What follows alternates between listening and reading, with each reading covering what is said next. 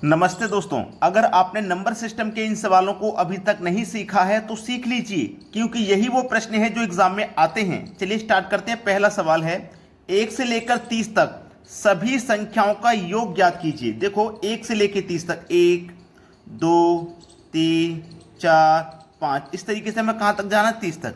और सभी संख्याओं का योग बताना है, सबका एडिशन बताना है। जैसे 1 और 2 3 और 3 6 4 10 5 15 ऐसे सभी संख्याओं को जोड़ के बताना है। अगर आप 1 से लेकर 30 तक संख्याओं को लिखोगे फिर सबको जोड़ोगे तो बहुत समय लगेगा। उसके लिए हमें एक ट्रिक की जरूरत है जो मात्र 5 सेकंड में आंसर लेके आ जाए। और वो ट्रिक क्या है मैं आपको समझाता हूं। पहले आप देखिए संख्याओं के बीच में अंतर देखो सभी में 1 1 का है। 1 से 2 हो गया, 1 बढ़ गया। 2 से 3 हो गया, 1 का अंतर। 3 से 4 में 1 का अंतर।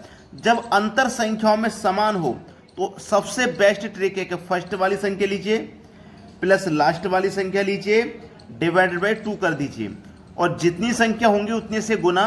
1 से लेकर 30 तक कितनी संख्या है, 30, तो 30 से गुना कर देना। समझ में आ गया ना। 30 में जोड़ो 1 तो 31, डिवाइड में 2 गुने 30।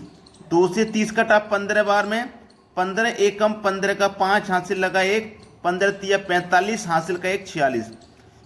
465 देखो किस ऑप्शन में है, डी ऑप्शन में है। सवाल का आंसर आ गया है।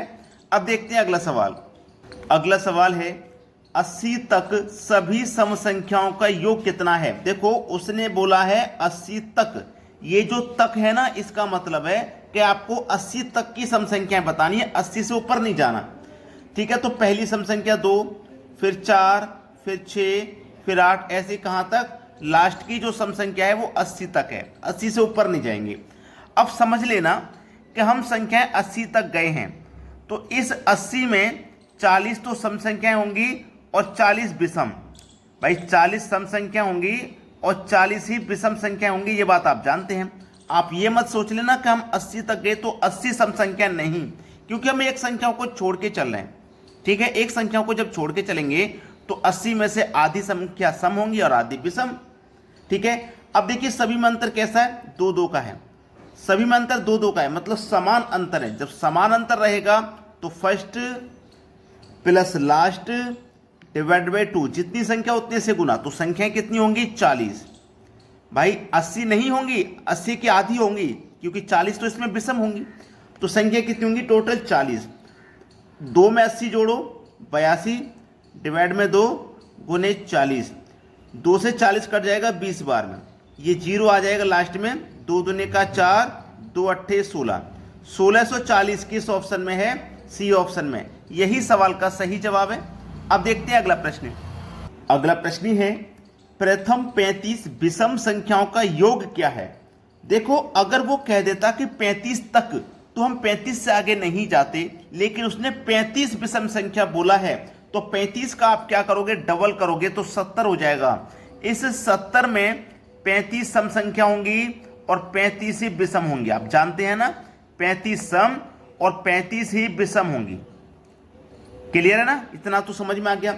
सबसे पहले 1 विषम, फिर 3 5 7, इस तरीके से लास्ट में विषम संख्या कौन सी आएगी, ये 70 तो सम है, इससे पहले वाली 69 ये विषम होगी। क्लियर है ना, ये विषम होगी। अब देखो तरीका क्या है, आपको हमने बता दिया है। अंतर देखो सभी में 2 2 का अंतर है। सभी में जब 2 2 का अंतर है तो first plus last divide by 2, जितनी संख्या उतने से गुना। तो संख्याएं कितनी हमारे पास, 35 हैं, तो 35 से गुना। 69 में 1 जोड़ो तो 70, डिवाइड में 2, 35 से गुना। 270 को कटाओ तो 35 बार में ही कटेगा, और 35 35 का गुना 1225 होता है। ये बात आप जानते नहीं हैं तो सीख लीजिए। 35 35 का मतलब है 35 का स्क्वायर, और स्क्वायर सीखना बहुत जरूरी है। पहला ऑप्शन हो जाएगा सवाल का सही जवाब। अब देखते हैं अगला प्रश्न। अगला सवाल है, 51 प्लस 52 प्लस 53, कहाँ तक जा रहे हैं हम, 100 तक जा रहे हैं।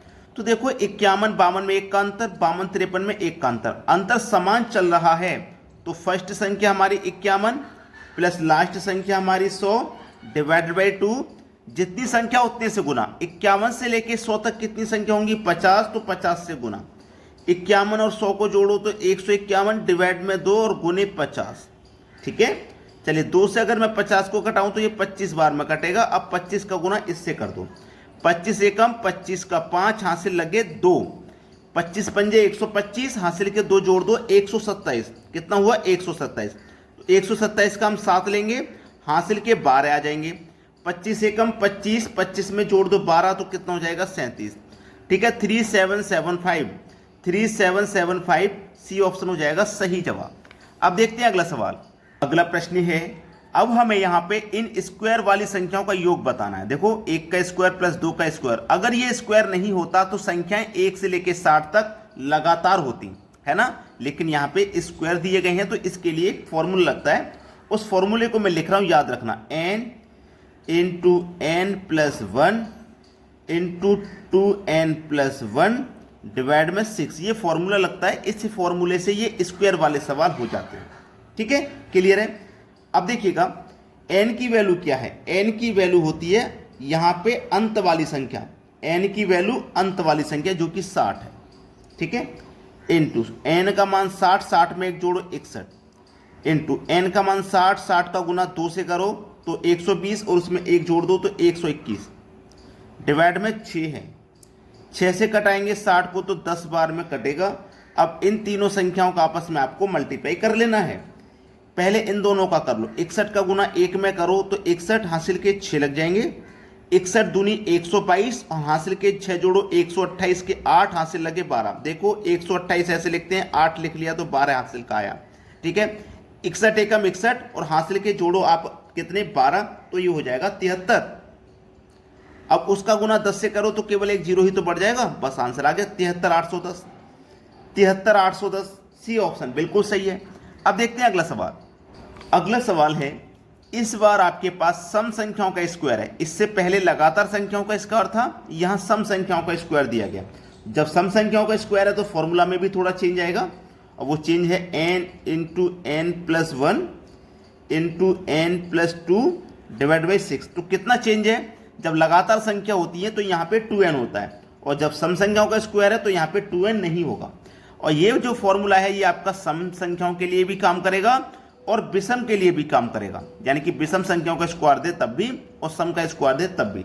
ठीक है, n का मान होता है अंत वाली संख्या जो कि 20 है। 20 में जोड़ो 1 तो 21, 20 में जोड़ो 2 22, बटे में कितना 6, कटा देना है बस, आंसर आ जाएगा। देखो 3 दूनी 6, 3 सत्ते 21 और 2 से कट जाएगा 20 10 बार में। 22 का गुना 7 से कर दो पहले, तो 7 दूने का 14 हासिल लगा 1, 7 दूने का 14 हासिल का 1 15।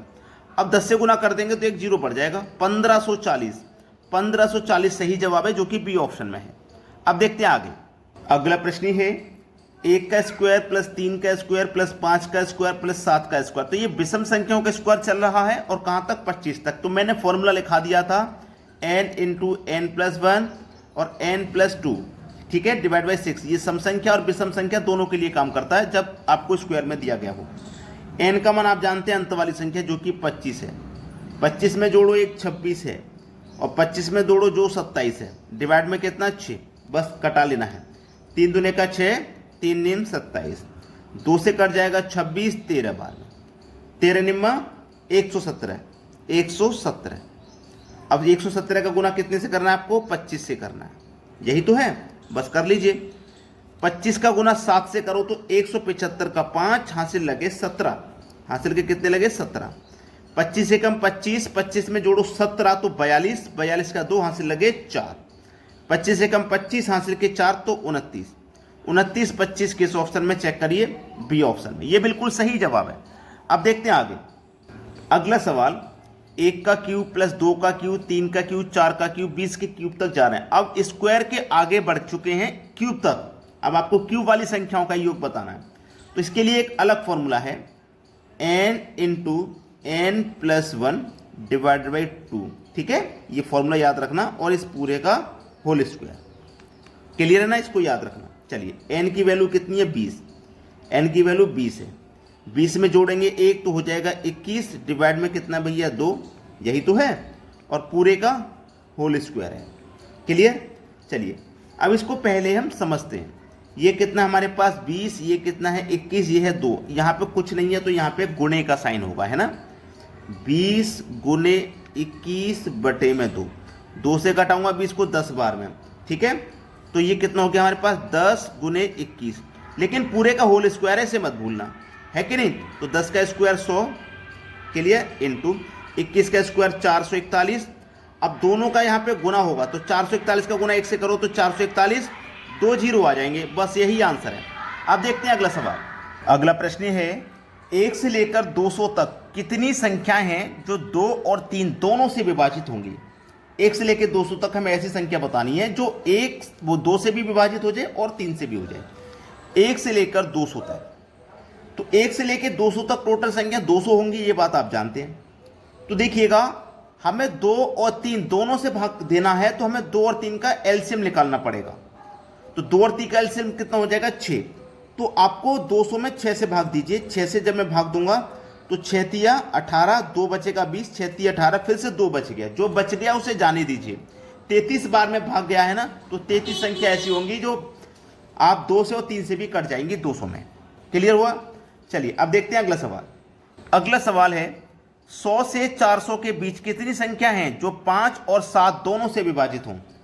100 और 400 के बीच में, तो हमें इसे 2 बार करना पड़ेगा। क्यों करना पड़ेगा? क्योंकि हमें 100 तक की जरूरत नहीं है, 100 से ऊपर की पूछी है, तो हमें एक बार तो 100 तक निकालना पड़ेगा।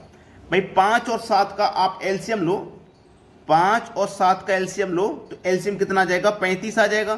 तो 35 से भाग दीजिए, इसमें 35 से भाग दूंगा तो 35 से 3 बार में चला जाएगा कि 2 बार में। 35 दूनी 70, 35 दिया 105, 100 से ज़्यादा हो गया, नहीं चाहिए, 2 बार कट गया।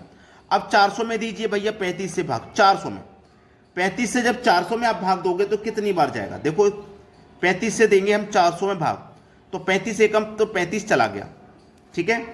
35 एकम 400 में देंगे तो ये चला जाएगा 1 मिनट।